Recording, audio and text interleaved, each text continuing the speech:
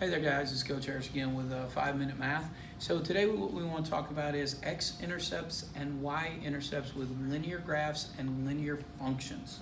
Okay, again, x-intercepts and y-intercepts with linear graphs and linear functions. So what do we mean by an intercept? Well, think about it. Go back to maybe your knowledge of football or something like that. If the offense has the ball, they're going to throw it and try to complete a pass, but the defense ends up jumping in the way and they intercept the pass. The ball is on its pathway. Boom, we come right here. All right, we intercept it. There's a place of intersection, if you will. So let's think about that graphically. So I got a little coordinate plane right here. So let's say I have this line right here. Okay, we're gonna look at two key points, that one right there and that one right there. Okay, why are those key points in regards to intercepts? Because think about what I said, x-intercept and y-intercept. Now, what do we mean by x-intercept? That's the point at which the graph, in this case a line, intersects the x-axis. So this location is -2, 0. That is the x-intercept for this line. In the same vein, the y-intercept is going to be located at 0, 1. It's at that location right there. Now, honestly, most of the time students don't necessarily struggle when we're looking at a graph. We just find where it hits the vertical axis, the y, all right, and where it hits the horizontal axis, the x. But from that, there's something very, very valuable that we need to take away. Look at this. X-intercept has a y value equal to 0. That's something important to note. X-intercept, the y equals 0. Well, look at the y-intercept. For the y-intercept, the x is going to be equal to 0. So let me throw that up here as well. The y-intercept, the x value equals 0. So a little nugget to hold on right there. We're going to actually apply that in just a moment. Okay? So anyway, that's looking at intercepts from a graph. Now let's think about it from the standpoint of a linear equation. What if I had this equation right here?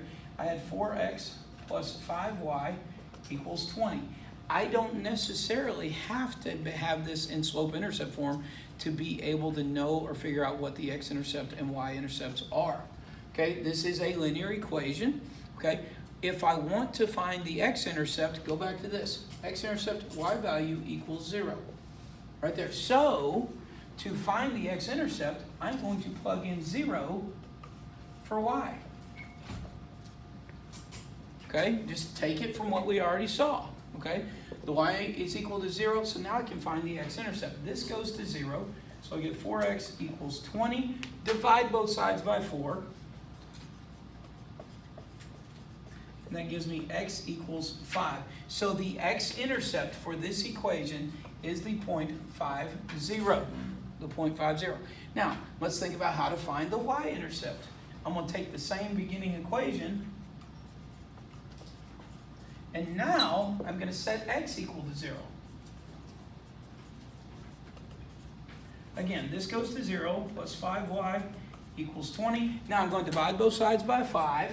And when I do that, I should get y equals 4. Now, that's not the point. What did we plug in? We plugged in a 0 for the x, and we get out a 4 for the y. So I have an x-intercept right there, and I have a y-intercept,